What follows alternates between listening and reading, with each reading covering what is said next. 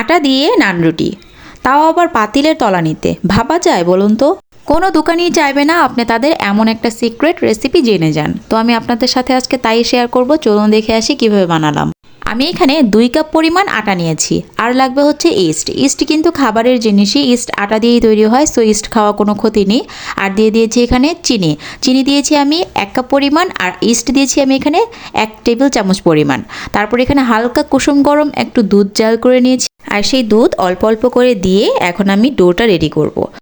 সামান্য একটু লবণও আমি অ্যাড করেছি, সেটা বলতে ভুলে গিয়েছি। এখন 10 মিনিটের জন্য ঢেকে রেখে দিতে হবে রেস্টে। তারপর দেখবেন বেটারটা একদম নরম স্মুথ হয়ে যাবে, আর যদি একটু গরম স্থানে রাখেন না তাহলে এটা ফুলে যাবে। এখন আমি এখান থেকে 4টা নান রুটি বানাবো। তো 2 কাপ ময়দা দিয়ে 4টা রুটি ঠিক আছে, একটু মোটা মোটা করেই বানাবো। নান রুটি তো একটু মোটাই হয়। তো আমি এখন 4টা ভাগ করে নিচ্ছি, আর রুটি যেভাবে বেলে ঠিক ওইভাবে আমি বেলে নেব।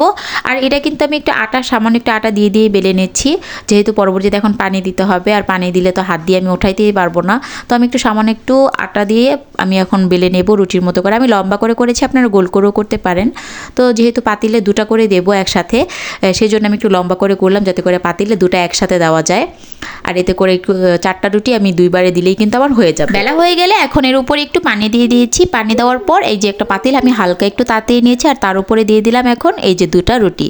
2টো রুটি কিন্তু আমি একসাথে দিয়ে দিব। এখন দুপাশে প্রত্যেকটা জিনিসেরই সেকেন্ড অপশন থাকে, এটা কিন্তু সেকেন্ড অপশন, আমরা বাহির থেকে সব কিছু সবসময় পাওয়া যায় না।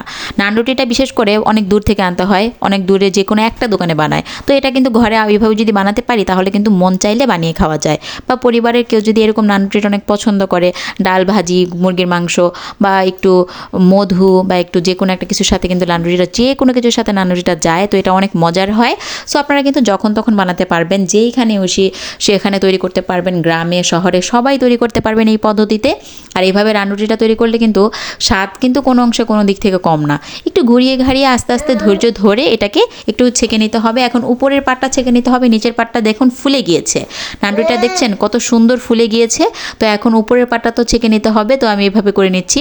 যেহেতু এটা চুলোতে বানাচ্ছি, এখন উপরের পাটটা দেখুন কত সুন্দর করে আমার পোড়ানো হয়ে গিয়েছে রুটিটা। আর কত সুন্দর করে আমি উঠাতে গিয়ে একটু পড়ে গিয়েছিল, পাতিলটা তো গরম, তো খুব সাবধানে পাতিলটা ধরতে হবে, হাতে ছ্যাঁকা লেগে যেতে পারে, খুব সাবধানে এটা করতে হবে। আমি দেখতেই পাচ্ছেন আমার কিন্তু ফার্স্ট টাইম করতে যাই কিন্তু একটু পাতিলটা হাত থেকে ফসকে গিয়েছিল, অল্পের জন্য আমি হাতে ছ্যাঁকা লাগেনি। যাই হোক, এখন দেখুন অন্য একটা কড়াইতে দিয়েছি, পাতিলটাতে ওঠানোর পরে পাতিলটা আর স্মুথ নেই, 2টা একসাথেই দিয়ে দিয়েছি, হয়ে গিয়েছে। দেখুন একটা রুটি আমি আপনাদেরকে ছিঁড়ে দেখাচ্ছি।